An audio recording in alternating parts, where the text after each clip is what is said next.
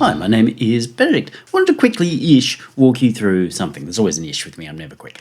And that is that I've always had a problem with what we might call good quality reverb units. For anyone who follows me will notice that I tend to use interesting, often DIY units. This fellow, if we look on the inside, is made from, better if we look on the inside, a couple of echoes and a scream, because scream makes everything good, rather than nice, pristine reverb units. And RV7000, when it first came out, there were people outside of Reason going, oh gee, I wish we could have that, that's so nice. And it kind of is. But all of those reverb units that everyone goes, they're so lovely and smooth, I don't like. I don't enjoy mixing with them. And here's why. Because I don't feel like they connect to the actual sound. I think that the donor sound and what comes out kind of don't really mesh together. Here's something I did earlier. It's from Catsock Studio. It's just a little thing that he did and gave away called Catsock Rock. And he said if people were free to use it. I've used it a couple of times already. It's just because it's here. So here we have this piece. It's big. It's bombastic. The issue we obviously have is how to make reverb stick with it. When I did this mix, I chose this path. We mute that, no reverb.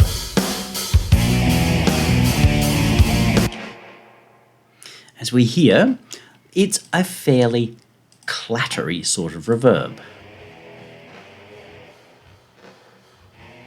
So it's a lot of taps.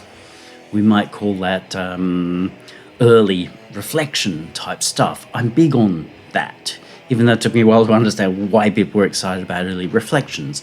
Because what happens is that most reverbs we get are kind of like this. Smooth and washy, but I feel like that doesn't really reflect the music very well.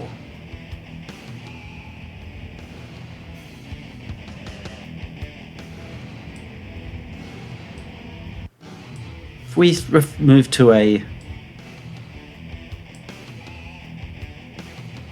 Now you can say, oh, but I will turn down the diffusion.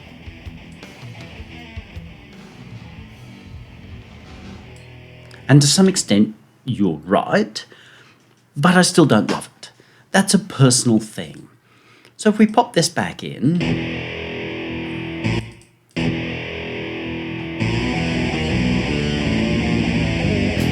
No reverb. Reverb.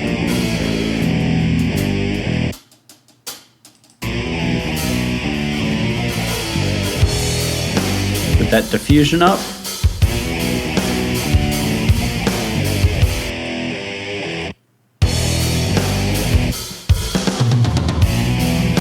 Hear how that diffusion almost makes the reverb disappear. I'm just not a massive fan of the diffusion-y thing. But let's put that diffusion back up and then introduce something different. Because I notice that most people don't process their reverbs much, if anything at all. Okay, sure, some use a little bit of EQ, but I don't think the EQ here is particularly powerful. It's okay, you've got a low gain, and then you can make a speed bump somewhere. Okay, that's probably a good thing. We can shape the room a little bit that way. Let's pop him back into solo.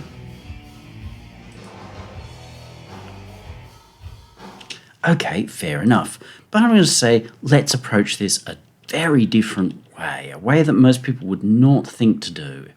And that's going to be this.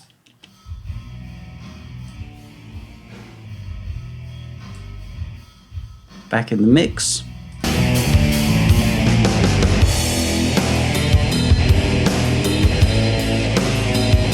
Off, on. So with that diffuse kind of reverb, which is a lot shorter than the original, because that's long and got lots of rattlies, that's really short, we're getting quite an improvement. Let's pull down the diffusion just to... But we're getting something more dramatic. So the question is, Benedict, what are we doing? What we're doing is this. I've been doing this for a while now. The Jake Cropley Songcatcher album is actually covered in different versions of this happening. And you're not going to pick it. It's a record that's designed to sound incredibly real and in the moment, because that's what it was. It was recorded in a laundry with one microphone and one take, as much as live as possible for everything. So it's a record that can't sound processy. But a phaser is an incredibly useful tool, just as a comb filter used to be incredibly useful. So if we listen to what we've got here, no processing, we'll go back up to very diffuse, processing. As you hear, we've changed the sonic footprint here. If I swoop through,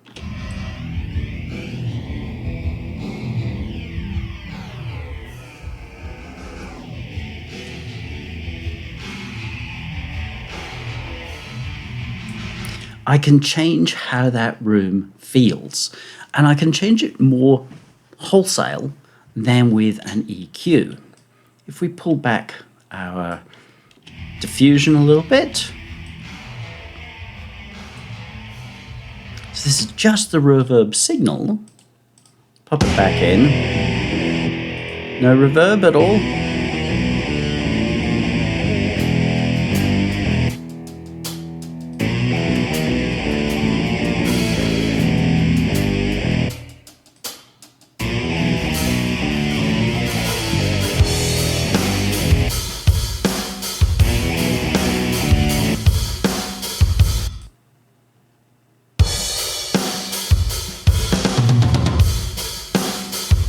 That's interesting because it's brought a lot of whoomp with the kick.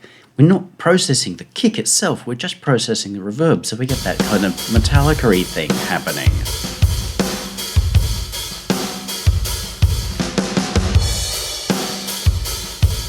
Very sort of, yeah, same. And that's fine. If you've got a great performance, that's okay. But as mix engineers, it's not our job to make performances exactly the same. Our job is to make performances shine.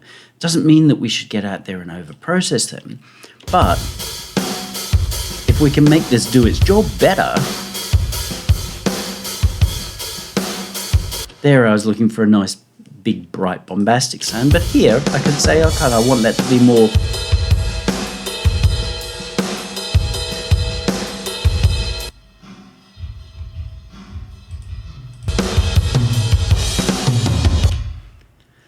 So what we're doing is essentially putting a comb filter through that reverb, so that room comes back with all kinds of cancellations.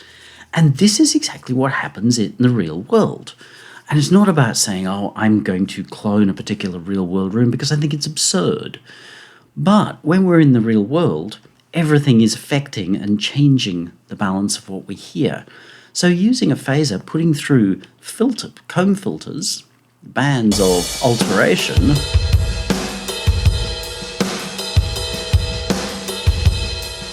we can change the perception of what we feel. We can even give that room a whine. Generally not what we want to do.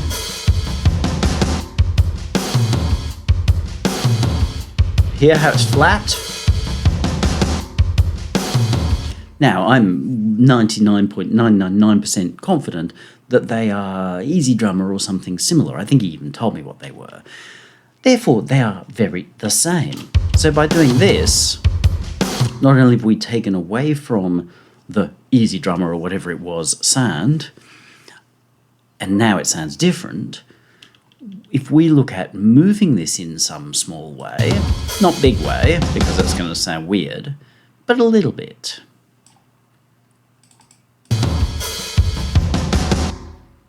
This is no longer going to sound as static. And while I didn't use this exact technique, the Naked Head record was covered in this sort of stuff, where we were taking the drum machine and rigid programming and making it sound like it moved. And when I went to see the packets, and because Naked Head's half the packets, I got several comments from other musicians about, like, that's a drum machine, but how do those drums sound so like they were actually performed? It's like, so this is one of those things that we can do. A little bit of movement here means that the room is moving without the drums seeming to move, but because they're related, we hear them as one. We've got layers of movement. Static. This subtle, indefinable, hard to pick sense of movement. You'll also see I've got the spread set here. Because the reality is that with rooms, they are not perfect. This is just the reverb with no processing. That's just random processing of said room. Here's spreading it out. Because in the room, there's going to be things that interrupt that signal, whether it's other people standing around or furniture or drummers or whatever. This creates a greater sense of space because we've got different sounds coming back from different parts of the stereo spread. No reverb.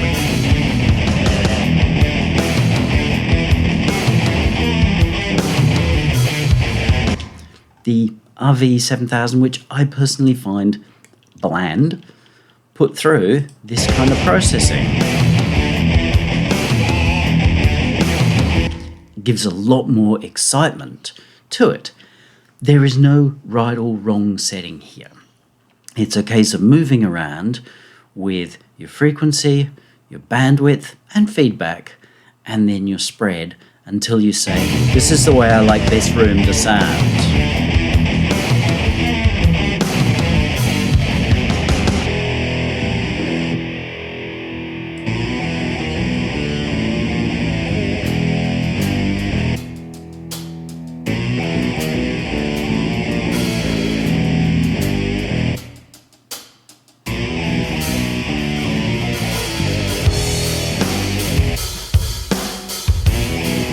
And let's say that's good. I would never make these decisions in headphones. Then we got that. No reverb.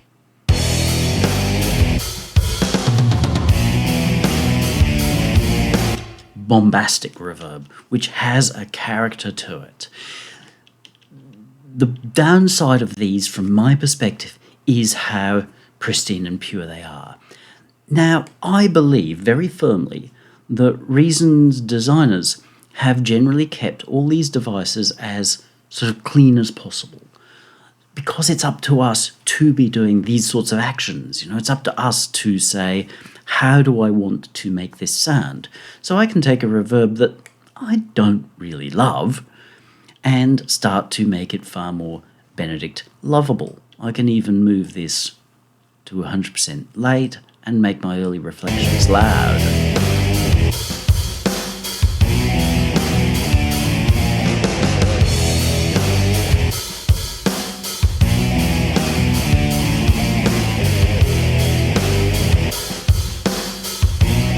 Now I've got something that's really big and bombastic. Some of that maybe just be a level gain, because you have to watch that this can obviously create level gains, but we've got something that's far more characterful. It's not as perfect and even, because the real world is not perfect and even, and nor is our job to make things perfect and even. It's to make them exciting.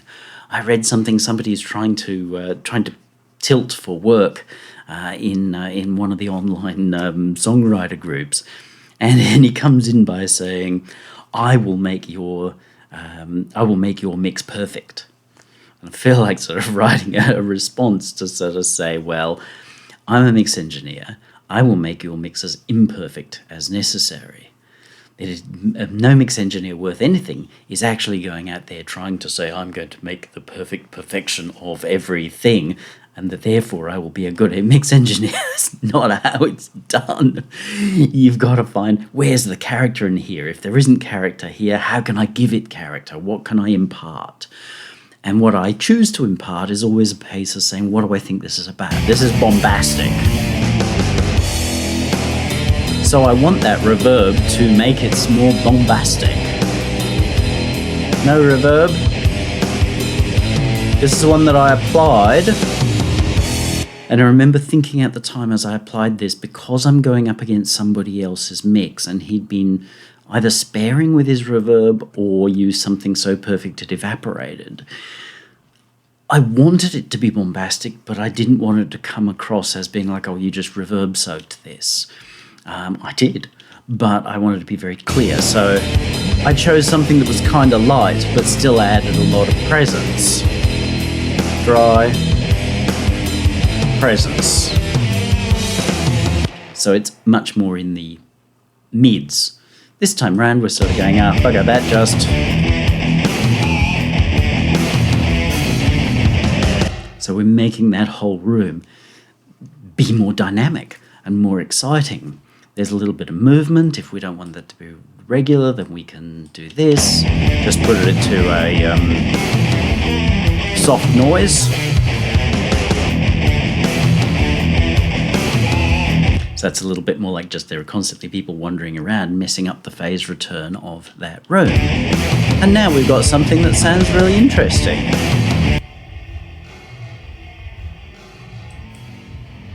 Flat, predictable, moving.